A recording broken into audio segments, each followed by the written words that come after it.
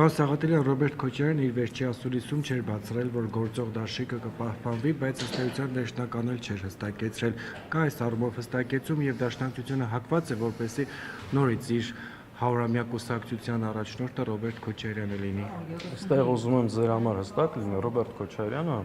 հայ-աղափական դաշնակցության առաջնորդը չի, ոչ ինքն է այդ մասին ասել, ոչ էլ մենք ենք ասել։ Դաշինքը ղեկավարում է։ Դաշինքը վարչապետի թեկնածուն, դրանք տարբեր բաների մասն է խոսքը։ Երկու միավոր համատեղ կնքում են դաշինք նպատակի շուրջ եւ գոյություն ունի վարչապետի թեկնածու։ Մենք ասել ենք, որ արժևորելով Հայաստան խմբակցության գործունեությունը նպատակ ունենք պահպանելու եւ այդ ուղղությամբ բանակցություններ, քննարկումներ են տեղի ունենում։ Հենց պահին որևէ խնդիր դժվարություն չկա, ըստ ժամանակի այդ մասին մենք կհայտարարենք։ Ինչու առանձին չեք մասնակցում։ Շատ բարձ պատճառով, դրան էլ ենք շատ մանրամասն անդրադարձել, որովհետեւ մենք գնահատում ենք, որ նախ խնդիր չունենք շեմը հաղթարելու առանձին մասնակցելու դեպքում։ Մենք այն ուժերի թվին չենք պատկանում, որ չենք կարող շեմը հաղթարել, բայց մենք ունենք ոչ թե խորհրդարան անցնելու 4, 5, 6 կամ նույնիսկ 10 падգամավոր ունենալու խնդիր, այլ մենք խնդիր ունենք ընդդիմադիր դաշտում ստեղծել խոշոր բլոկներ, ովքեր իրենց ուժերը կմեկտեղեն, հնարավորությունները ավելի լավ արդյունք կգրանցեն եւ կարողանանք այս չարիքի իշխանությունից ազատվել։ Այս նպատակից ելնելով, այո, մենք մեր օրինակով ցույց ենք տվել եւ գտնում ենք, որ քաղաքական դաշտի մյուս ուժերը եւս պետք է գնան խոշոր բլոկներ ստեղծելու, միավորելու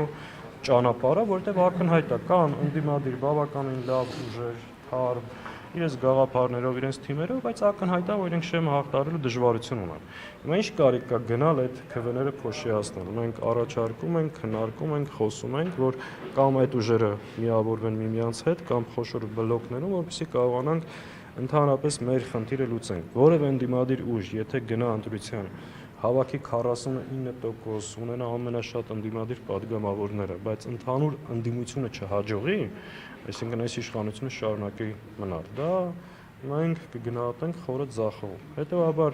ճիշտ ենք համարում, հաշվի առնելով երկրի առջև կանգնած մարտահրավերները, ամբողջ խնդիրները,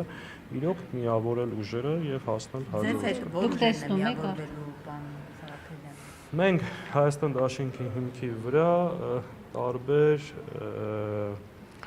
ուժերի անհատների հետ քննարկումներ ունենք։ Մինչև սա վերջնական չլինի, այդ մասին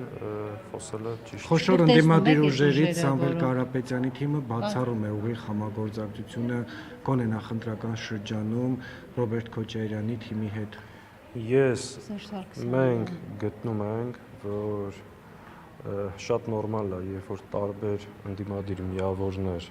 փորձում են իրենց ծրագրերով առանձին մասնակցել, բայց գտնում ենք նախընտրական շրջանում կան կարևորագույն հարցեր, սկսած ընտրությունների օրինականությունը հսկելուց, վերջացրած քաղաք բանտարկյալների պաշտպանությունից, հարցեր, որոնց շուրջ պետք է համագործակցել, իսկ հետընտրական շրջանի համագործակցությունը կյանքը եւ ժամանակը ցույց կտա, կհասկանանք ով ինչ ներգրավվածություն ունի, ինչ ծավալով եւ կտեսնենք։ Մեր մոտեցումը ստեղ եղել է շատ հստակ։ Եթե մեր համագործակցությունից է կախված լինելու